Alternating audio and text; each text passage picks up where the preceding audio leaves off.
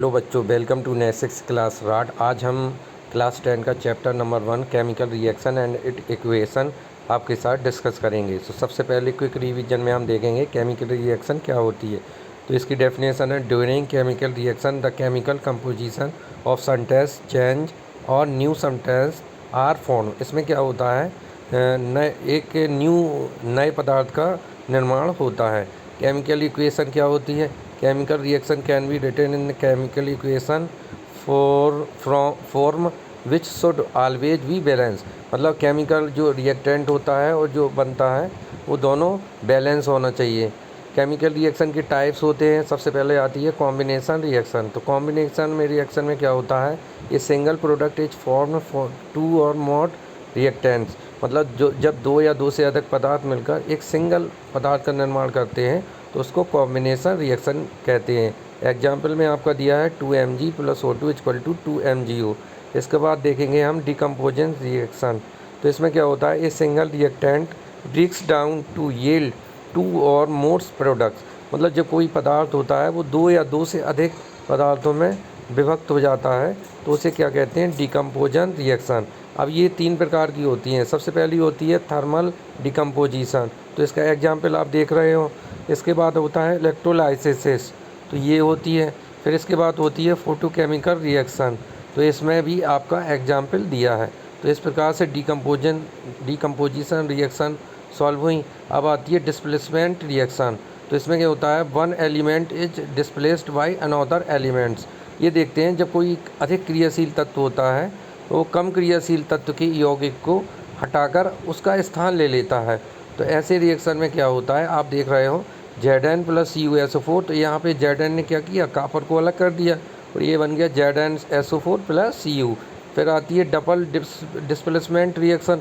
इसमें क्या होता है, exchange of ions between reactants. इसमें क्या होता है, आयनों का विनिमय होता है।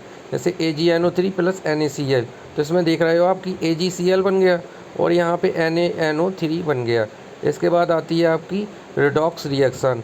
तो इसमें क्या होता है, रिडॉक्स रिएक्शन में both oxidation and reduction takes place similarly. तो इसमें क्या होता है, ऑक्सीजन रिडॉक्स रिएक्शन में क्या होता है, ऑक्सीडेशन और रिडक्शन दोनों एक साथ होते हैं। इसके बाद आता है आपका एक्सोथर्मिक रिएक्शन, ये chemical reaction in which heat energy is involve. इसमें क्या होता है, एनर्जी प्रोड्यूस होती है। जैसे C+O2, जब हम कार्बन को जलाएंगे तो उसमें क्या होगा, हीट प्रोड्यूस होगी। एंडोथर्मिक में क्या होता है, ये chemical reaction in which heat energy it absorb. मतलब इसमें क्या होता है कि जैसे आप सनलाइट देखते हो तो सनलाइट जो फोटोसिंथेसिस की रिएक्शन होती है उसमें सनलाइट की ज़रूरत पड़ती है। तो ये हो गई आपकी एंडोथर्मिक रिएक्शन। इसका एग्जाम्पल भी दिया है ZnCO3 + हीट = ZnO + CO2। इसके बाद आ जाता है रिडॉक्स रिएक्शन। तो इसमें क्या है, chemical reaction in which both oxidation and reduction take place. मतलब ऑक्सीडेशन और रिडक्शन दोनों एक साथ होते हैं। इसमें चौथे नंबर पर देखेंगे हम ऑक्सीडेशन। ऑक्सीडेशन क्या होता है, reduction that involve the gain of oxygen और लॉस ऑफ हाइड्रोजन। इसमें क्या होता है, ऑक्सीजन का गेन होता है और हाइड्रोजन का लॉस होता है। फिर देखेंगे रिडक्शन। तो रिडक्शन में क्या होता है, reduction that show the loss of oxygen और गेन ऑफ हाइड्रोजन। इसमें क्या होता है, ऑक्सीजन का लॉस होता है और गेन होता है हाइड्रोजन का। एग्जाम्पल में आप देख सकते हो रिडॉक्स रिएक्शन में, जैसे ZnO + C = Zn + U। तो यहाँ पे क्या हो रहा है, ऑक्सीडेशन एंड रिडक्शन दोनों हो रहे हैं। तो ये जब दोनों होते हैं इसको रिडॉक्स रिएक्शन बोलते हैं। फिर देखते हैं हम effect of oxidation reaction in our life. हमारे जीवन में जो ऑक्सीडेशन और रिडक्शन के हैं उनके क्या क्या उपयोग है। सबसे पहले हम देखते हैं कोरिशन। कोरिशन में क्या होता है, it is a unreversible change that occurs in metals when they are attached by moisture, air, acid and waste. आपने देखा होगा लोहे में जंग लग जाता है तो उसमें क्या होता है कि वो जंग एक केमिकल रिएक्शन होता है, इसमें ऑक्सीडेशन होता है।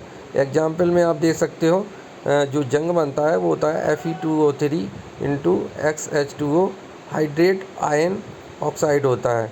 फिर आप देखते हो rancidity unreversible change that place in oil containing food items, reduction oxidation of fatty acid, ये हो गया।